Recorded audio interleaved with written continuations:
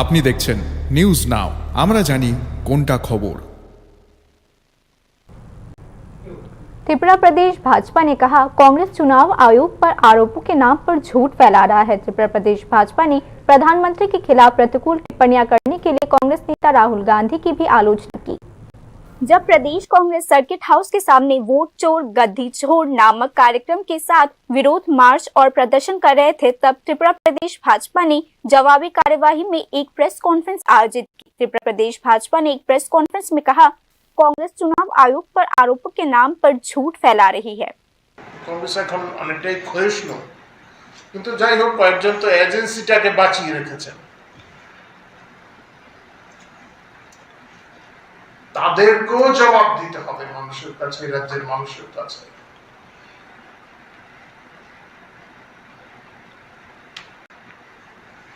তাদের নেতা রাহুল গান্ধী কি ধরনের কথাবার্তা বলছেন, প্রধানমন্ত্রীকে তুই করে সম্বোধন করা, এই তুই তুকারি করা, এটা কিসের সংস্কৃতি? প্রত্যেকটা সাংবিধানিক সংস্থান যে আপনাদের কোনো না কোনো ভাবে আপনাদের সিদ্ধান্তের বিরুদ্ধে যাচ্ছে, তার কি আপনারা আক্রমণ করছেন? নির্বাচন কমিশনের বিভিন্ন সময় নির্বাচন কমিশনের যে সিদ্ধান্তগুলি, তার বিরোধিতা আমরাও করি বিভিন্ন সময়, বা বিভিন্ন পদক্ষেপ নিয়ে আমরা দাবি জানাই, প্রত্যেকবার এইগুলি। কিন্তু এখন যেটা চলছে চরম মিথ্যাচার তথা কংগ্রেসের এই যে অনুগামীরা আছেন, রাহুল গান্ধীর অনুগামী, কংগ্রেসের সবাই তো আর রাহুল গান্ধীর অনুগামী না। অনেকেই বিভিন্ন সময় আপনারা দেখেছেন, বিভিন্ন সময় রাহুল গান্ধীর আচার আচরণ নিয়ে অনেকেই মন্তব্য করছেন, যদিও তারা কংগ্রেসে সেই মর্যাদা পাচ্ছেন না।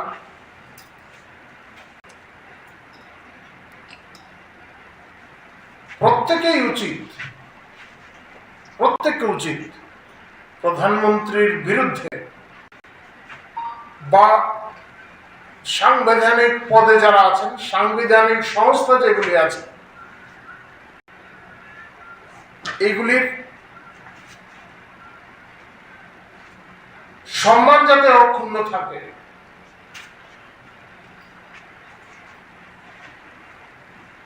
সে বিষয়ে সংশ্লিষ্ট নেতাদের, যাদের বোধ শক্তি নেই, যাদের শিক্ষায় খামতি রয়েছে, তাদের বোঝানোর চেষ্টা করে। त्रिपुरा भाजपा ने आज एक प्रेस कॉन्फ्रेंस में आरोप लगाया है कि कांग्रेस संवैधानिक संस्थानों पर आरोप लगाकर और प्रधानमंत्री के खिलाफ प्रतिकूल टिप्पणियां करके अस्थिर स्थिति पैदा करने की साजिश रच रही है। कांग्रेस के इस तरीके के व्यवहार के कारण पार्टी त्रिपुरा और देश के अन्य राज्यों में एक साइन बोर्ड बनकर रह गई है। यह भी त्रिपुरा भाजपा ने आज की प्रेस कॉन्फ्रेंस में आरोप लगाया। Bureau report.